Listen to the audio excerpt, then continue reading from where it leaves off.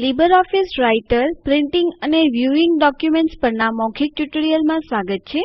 આ ટ્યુટોરીયલમાં આપણે શીખીશું ડોક્યુમેન્ટ જોવા, ડોક્યુમેન્ટ પ્રિન્ટ કરવા. અહીં આપણે આપણી ઓપરેટિંગ સિસ્ટમ તરીકે ઉબુન્ટુ 10.04 લિનક્સ અને લીબરઓફીસ સ્યુટ આવૃત્તિ 334 નો ઉપયોગ કરીએ છીએ.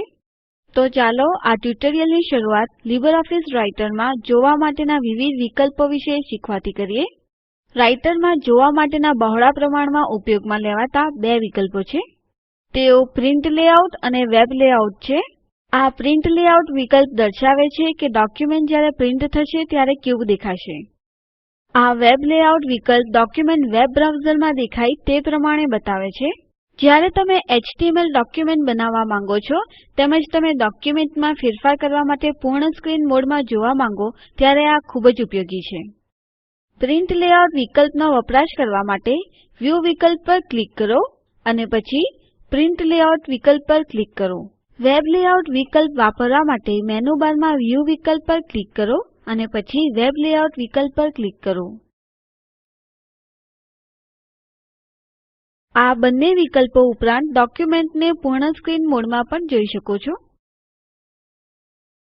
મેનુ બારમાંના વ્યૂ વિકલ્પ પર ક્લિક કરો અને પછી ફુલ સ્ક્રીન વિકલ્પ પર ક્લિક કરો.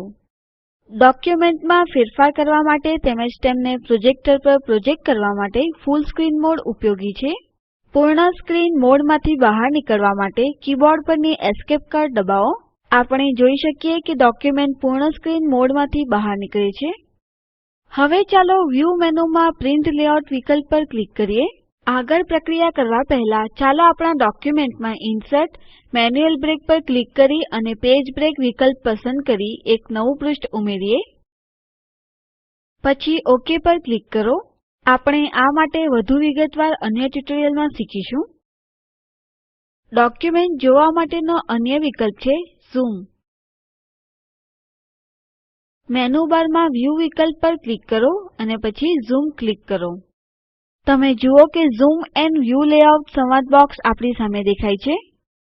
ઝૂમ ફેક્ટર અને વ્યૂ લેઆઉટ નામના શીર્ષકો ધરાવે છે. ઝૂમ ફેક્ટર વર્તમાન ડોક્યુમેન્ટ તેમજ આ પ્રકારના તમામ ડોક્યુમેન્ટ જે તમે આ પછી ખોલશો તેમને પ્રદર્શિત કરવા માટે તેનું ઝૂમ પરિબળ સુયોજિત કરે છે. તે ઘણા ઉપયોગી વિકલ્પો ધરાવે છે જેની આપણે એક પછી એક ચર્ચા કરીશું. આ ઓપ્ટિમલ વિકલ્પ પર ક્લિક કરવાથી તમને ડોક્યુમેન્ટનું સૌથી અનુકૂળ રૂપ મળશે. આ ફિટ વિડ્થ એન્ડ હાઇટ વિકલ્પ ડોક્યુમેન્ટને સમગ્ર પૃષ્ઠની પહોળાઈ અને ઊંચાઈ સાથે બંધબેસતું બનાવે છે. તેથી તે એક સમયે એક પૃષ્ઠ પ્રદર્શિત કરે છે. તે વધુ પૃષ્ઠોને પ્રદર્શિત તેમજ ફેરફાર કરવા માટે ખૂબ સરળ બનાવે છે. હવેનું વિકલ્પ છે ફિટ ટુ વિડ્થ. આ પૃષ્ઠને તેની પહોળાઈ સાથે બંધબેસતું બનાવે છે. 100% વ્યૂ પૃષ્ઠને તેના વાસ્તવિક કદમાં પ્રદર્શિત કરશે. આગળ આપણી પાસે દેખાવ માટેનું સૌથી મહત્વપૂર્ણ વિકલ્પ છે વેરિયેબલ.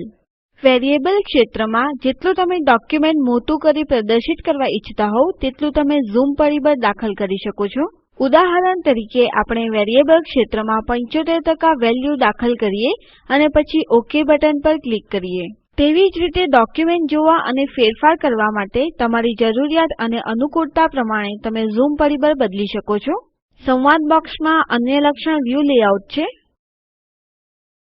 વ્યૂ લેઆઉટ વિકલ્પ લખાણ ડોક્યુમેન્ટ માટે છે. ડોક્યુમેન્ટમાં અલગ અલગ વ્યૂ લેઆઉટ સુયોજનોની અસર જોવા માટે તે ઝૂમ પરિબળને ઘટાડવા માટે વપરાય છે.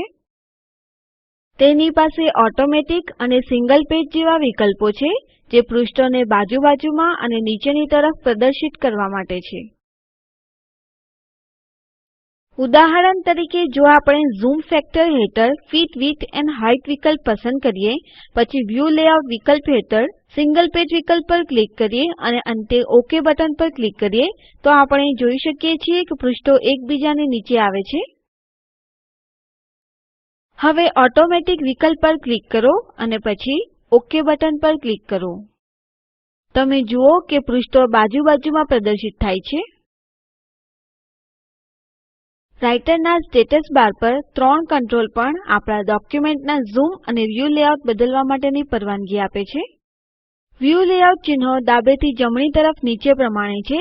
સિંગલ કોલમ મોડ, પૃષ્ઠો બાજુમાં જોવા માટે વ્યૂ મોડ અને બે પૃષ્ઠો બાજુમાં જે રીતે ખુલ્લા પુસ્તકમાં દેખાય છે તે રીતે જોવા માટે બુક મોડ. આપણે ઝૂમ સ્લાઇડરને ઝૂમ વધારવા માટે જમણી તરફ અને વધુ પૃષ્ઠો બતાવવા માટે ડાબી તરફ ખેંચી શકીએ છીએ. લીબરઓફીસ રાઈટરમાં પ્રિન્ટિંગ અંગે શીખવા પહેલા આપણે પેજ પ્રિવ્યુ વિશે કંઈક શીખીશું. ફાઇલ ઉપર ક્લિક કરો અને પેજ પ્રિવ્યુને ક્લિક કરો. જ્યારે તમે વર્તમાન ડોક્યુમેન્ટ પેજ પ્રિવ્યુ મોડમાં જુઓ છો ત્યારે પેજ પ્રિવ્યુ બાર દેખાય છે. તે મૂળભૂત રીતે બતાવે છે કે તમારું ડોક્યુમેન્ટ જ્યારે પ્રિન્ટ થશે ત્યારે કેવું દેખાશે. તમે આપણી resumeઓડીટી ફાઇલનું પૂર્વદર્શન જોઈ શકો છો. આ પૂર્વદર્શન પૃષ્ઠના ટૂલબારમાં વિવિધ નિયંત્રણ વિકલ્પો છે. ત્યાં zoom in, zoom out, next page, previous page અને પ્રિન્ટ માટેના વિકલ્પો છે. લીબરઓફીસ રાઈટરમાં ડોક્યુમેન્ટ કેવી રીતે જોવા તેમજ પેજ પ્રિવ્યુ શીખ્યા બાદ હવે આપણે પ્રિન્ટર લીબરઓફીસમાં કેવી રીતે કાર્ય કરે છે તે શીખીશું. સરળ શબ્દોમાં પ્રિન્ટર એક આઉટપુટ ઉપકરણ છે જે ડોક્યુમેન્ટને પ્રિન્ટ એટલે કે છાપવા માટે વપરાય છે. હવે આપણે જોઈએ કે પ્રિન્ટના વિવિધ વિકલ્પો કેવી રીતે વાપરવા. ટૂલ્સ પર ક્લિક કરો, ઓપ્શન્સ પર ક્લિક કરો. લીબરઓફીસ રાઈટરની બાજુના તીરને ક્લિક કરો અને અંતે પ્રિન્ટ પર ક્લિક કરો. સંવાદ બોક્સ સ્ક્રીન પર દેખાય છે જે તમને પસંદ કરવા માટેના વિકલ્પો આપે છે. આપણે મૂળભૂત સુયોજનો રાખીશું અને પછી ઓકે બટન પર ક્લિક કરીશું. હવે આખા ડોક્યુમેન્ટને સીધું પ્રિન્ટ કરવા ટૂલબારમાંના પ્રિન્ટ ફાઇલ ડાયરેક્ટલી ચિહ્ન પર ક્લિક કરો. આ ક્વિક પ્રિન્ટિંગ તરીકે ઓળખાય છે. તમે પ્રિન્ટ વિકલ્પ વાપરીને અને મૂળભૂત સુયોજનો બદલી તમે કોઈ પણ ડોક્યુમેન્ટ પ્રિન્ટ કરવા પર વધુ નિયંત્રણ મેળવી શકો છો. મેનુ બારમાં ફાઇલ મેનુ પર ક્લિક કરો અને પછી પ્રિન્ટ પર ક્લિક કરો. આ પ્રિન્ટ સંવાદ બોક્સ સ્ક્રીન પર દેખાય છે. અહીં આપણે જનરલ ટેબમાં જેનેરિક પ્રિન્ટર વિકલ્પ પસંદ કરીશું. આ ઓલ પેજીસ વિકલ્પ ડોક્યુમેન્ટના બધા જ પૃષ્ઠો છાપવા માટે છે. જો તમે પૃષ્ઠો શ્રેણીમાં પ્રિન્ટ કરવા ઈચ્છતા હોવ તો પેજીસ વિકલ્પ પસંદ કરી અને ક્ષેત્રમાં શ્રેણી દાખલ કરી શકો. દાખલા તરીકે આપણે અહીં 1 થી 3 લખીશું. આ ડોક્યુમેન્ટના પ્રથમ 3 પૃષ્ઠો છાપશે.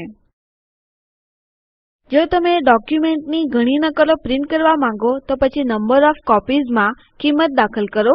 ચાલો આ ક્ષેત્રમાં 2 કિંમત દાખલ કરીએ. હવે આપણે સંવાદ બોક્સમાં ઓપ્શન્સ ટેબ પર ક્લિક કરીએ.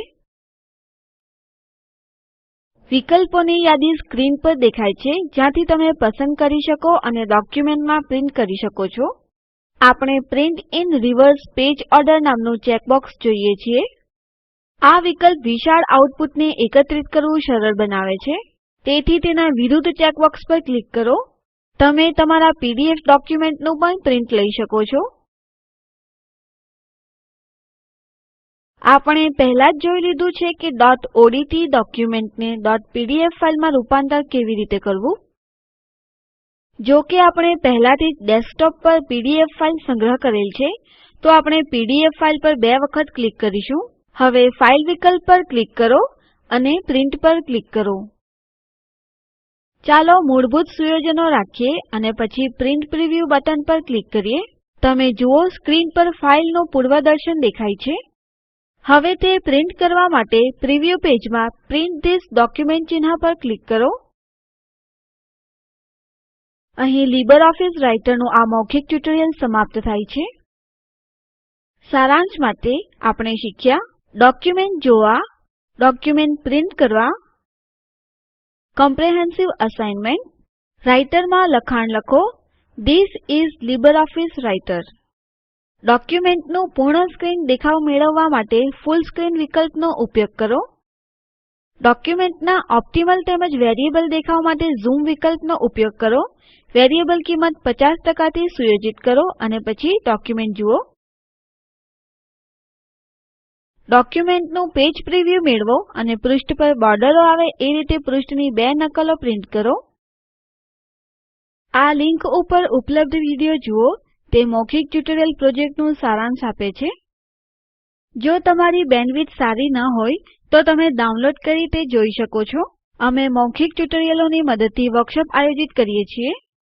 જેઓ ઓનલાઈન પરીક્ષા પાસ કરે છે તેમને પ્રમાણપત્રો આપવામાં આવે છે.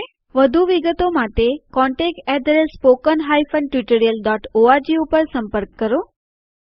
મૌખિક ટ્યુટોરિયલ યોજના એ ટોક ટુ અ ટીચર યોજનાનો ભાગ છે જે આઇસીટી એમએચઆરડી ભારત સરકાર દ્વારા શિક્ષણ પર નેશનલ મિશન દ્વારા આધારભૂત છે.